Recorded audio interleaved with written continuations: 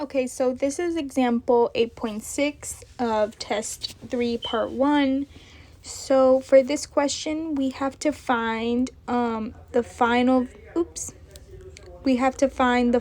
velocity of the gliders, of the joined gliders. So for example, we have A and we have B, and they're coming together with certain velocity, with certain magnitude, and when they collide, A and B, they collide and they start traveling with certain velocity in either this direction or this direction. We want to find the final velocity of the joined gliders. So when they collide, what is their velocity?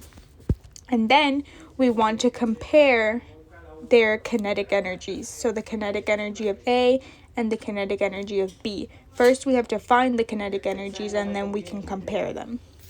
So let's begin. Let me erase all of this.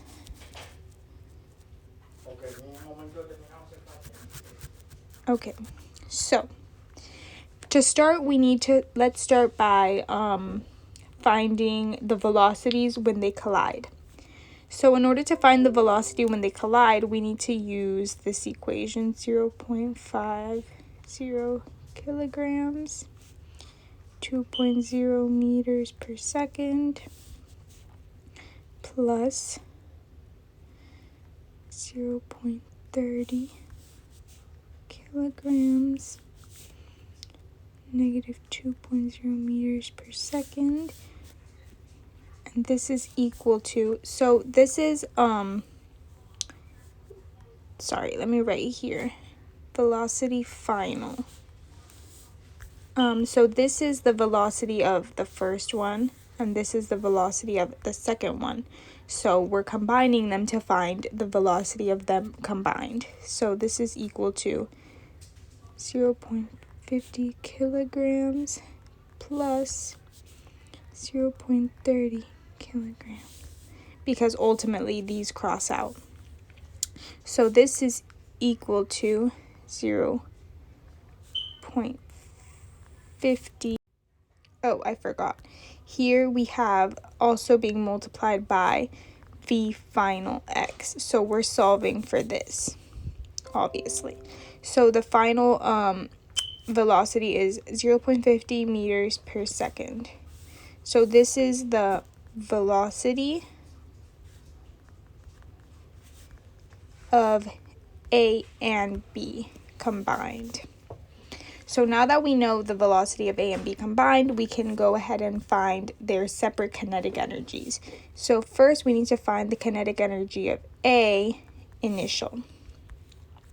So in order to do this, we need to use the equation 1/2 0.50 kilograms and 2.0 meters per second squared.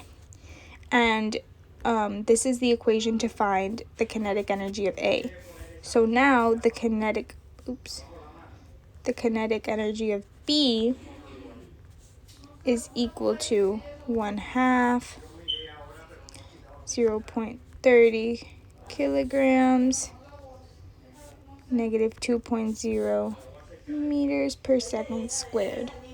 So now we just need to solve. So here we have that this is equal to 1.0 joules, and this one is equal to 0.60 joules. So now we found the kinetic energy of A and the kinetic energy of B. So as we can see, A had more kinetic energy with force 1 joule than B, who had less kinetic energy of 0.6 joules of force. So A was coming with more force than B was.